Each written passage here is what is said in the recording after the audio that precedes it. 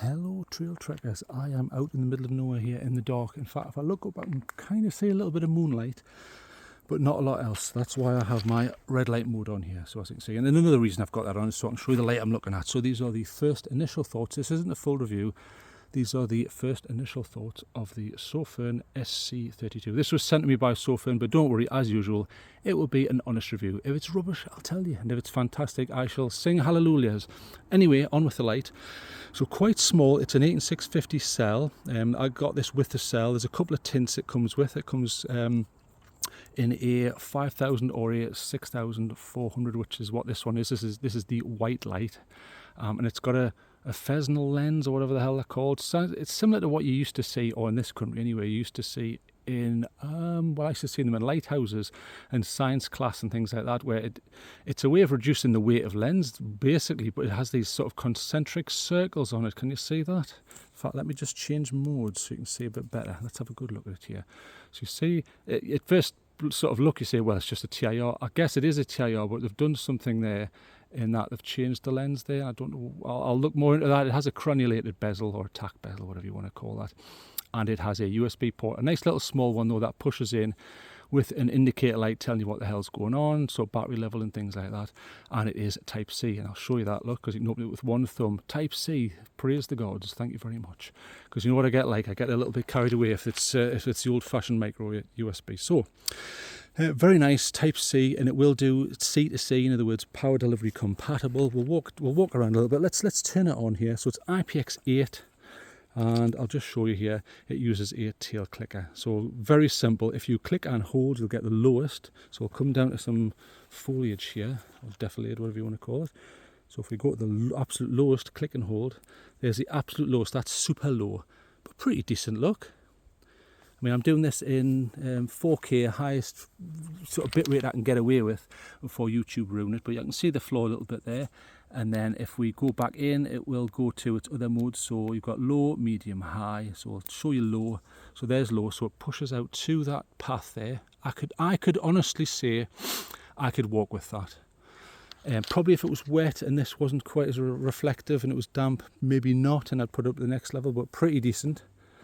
So you go from 1 lumen all the way up here. I mean, maximum lumens, it'll go up to 2000, but that's turbo. So bear in mind, that's turbo coming from an SST40 emitter behind here. It's a single emitter. So there's your lowest. Then you click and hold. Medium. So let's stretch out a bit. Let's walk down here. Let's see what we can see. See if there's any bats knocking about. Okay, so as you can see, it is stretching out nicely there into the distance. You can see the trees at the crest of that slight incline there, and then the turn on that path. So pretty nice look. It's picking out all the colours. Yeah, I don't think this is high CRI. It certainly doesn't feel like it. It feels more like a 70% now, but I will test that in the full review, obviously. I'm still spoilt by that last review from the Workhorse TS10, which was beautiful. It was like plus higher than 95% CRI, colour rendering index. Pretty nice, pretty nice. And then the next level is high. So as you can see, that's stretching right across the other side of, there's actually a river there that you can't see. And then again, we'll show this same scene that I showed before there. So as you can see in the distance, it's picking out way more, way more. Now if we go to along here, where the distance is greater, so you can't really see right at the end there. You can a little bit, but not in the middle. You see there's darkness in the middle there. However, let's see what happens if I go to turbo. But bear in mind, this isn't really made for pushing out. It's not a thrower. It's a compact EDC tactical style anyway, 18650. So we'll go to turbo. Boom, right, that's turbo. Very nice. Quite a wide beam. In fact, particularly wide. We'll come down to the floor and I'll show you. So you can look in the distance there. But so there it is in my hand. And can you see the width there? Look. So it's certainly not like, 180 degrees like the Woburn D1, which was excellent for that. But as we lift that up and lift it up, excuse that noise in the background, it's just I'm not sure what that is actually. It might be an owl. Or it could be an oyster catcher, I'm not sure. So pretty nice, but it's already warm, so there will be temperature step down on that. But very nice. So what I'll do is I'll compare it to some other lights. This isn't a review, but this is just real time, sort of me walking along testing, because I've got loads of other 18650s to test it with, and one 21700, which is a budget option that you might want to also consider. So turn that out and put it in my back pocket, and hopefully it won't go off, because I normally do when they burn my trousers. And then let's have a look. So we have the, in fact I'll put my red light on and show you just so there's no cheating here or funny business. This is the C3 from Woburn, I think it is, yeah, Woburn C3. So cheap, it had that ridiculous fugly beam, but they fixed that and the alleged overcharging, and I used the word alleged because that wasn't my testing. So pretty nice though. White tint on this one, 18650, can tail stand, it's a tail clicker, and it has USB charging on it. So it's okay, a bit of tint shift there, and like I say, the beam's fugly, but they did fix that. So if you were to go and buy this, you wouldn't have that problem. Pretty nice though, look. And beam wise, quite punchy look. Can you see it there? Let's come down to the floor so you can see what's going on here.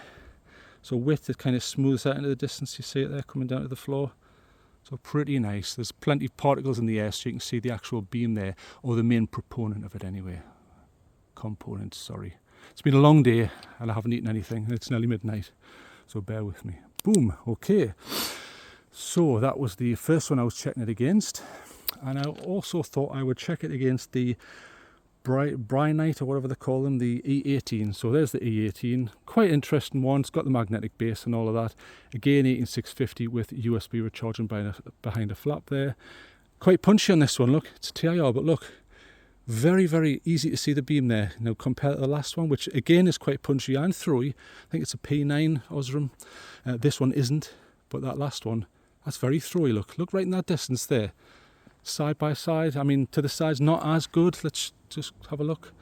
So as you can see, there is peripheral there though, but then it sort of drops off, so you've got like a ring of peripheral from like my little finger to that finger there, and then it drops off a bit until you get the main beam. So a bit of a strange one, but certainly pushy, pretty nice. Let's turn around a little bit just to show you. Very nice.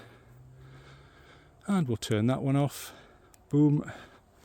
And then I'm also checking it against, I'll try and keep this rapid because I don't want these to be too short, too long. This is the Next Torch E51C. Very underrated. It has Type-C charging, which is behind a screwed section, which I thought was an excellent feature. This is very well made. The anodization is extremely good. It's quite long and heavy. The clip wasn't as good, and quite expensive, but very nice to use. And as you can see, this one uses a orange peel reflector and a single emitter with an 18650. Still tail clicker though, and you can tail stand it. So there it is on full. Very punchy though, isn't it? It feels like a thrower, even though it isn't really. Well, it's kind of a hybrid because it's orange peel, so you get best of both worlds. But look at the fall off there as I bring that down. You see it at the bottom there? If we come down, there you see it. See that termination line? It's quite severe. That's not a bad thing. I'm just pointing out, because it depends what you're after. If you're working in a lighthouse, you need something like this. If you're going for a nice walk in the woods, maybe not. You maybe just want something a bit wider. But I think that's decent.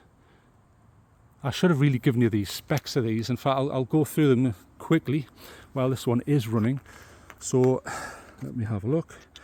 So you had the, let me have a look here. You had the Brynite, which was, I think they are 1200 lumens. Then we had the C3, which I think is 1200 as well, on maximum turbo. This one is 1600 lumens, which is pretty impressive. So turn that out. And the next one we checked it against was the 2800 lumens FW3A, not the AA, which is a smaller one. This is the 18650 from Lumen Top. Didn't have any button problems with this ones, like the AA. So I quite like this light. Very underrated. Boom, turbo, nice anti-roll on it as well. Look at how diffuse that is. Look, left and right. Isn't that incredible? Big difference there, isn't there? Big difference on width. And more lumens, so 2800 on turbo, but you do get a temperature step down, but you can alter that with the UI, which is a nice feature. So let's come down the floor and see what the beam's actually doing. So you can see it's relatively pushy in the middle, but it's conservative and very wide. Look, that's a true TIR, even though it's a triple emitter. Look on the floor there, termination line.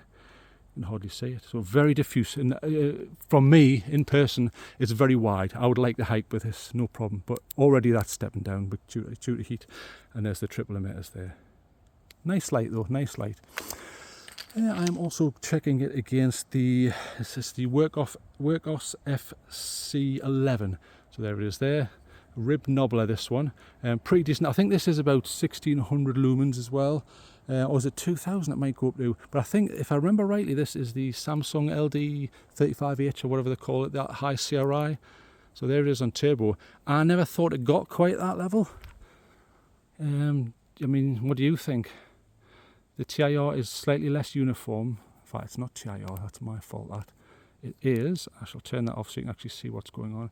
It is a orange peel, so, but looking at it, look, so if we go to turbo, I don't think that's that high. That looks about 1000, about that.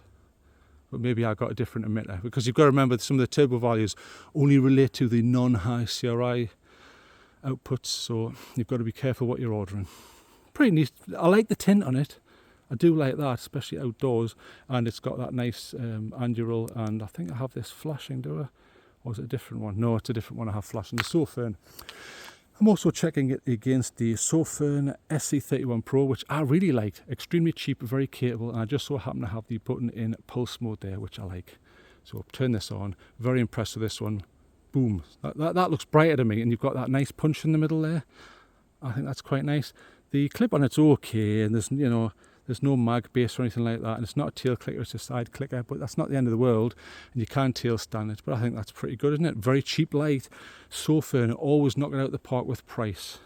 If you remember, one of my favourite headlamps is an SP40 from Sofirn. You know, things are changing now though, and they're starting to be surpassed, and their sister company Workhorse keep sort of trumping them, but they do some excellent lights. So there you go, and it's quite punchy, look, right in the distance there.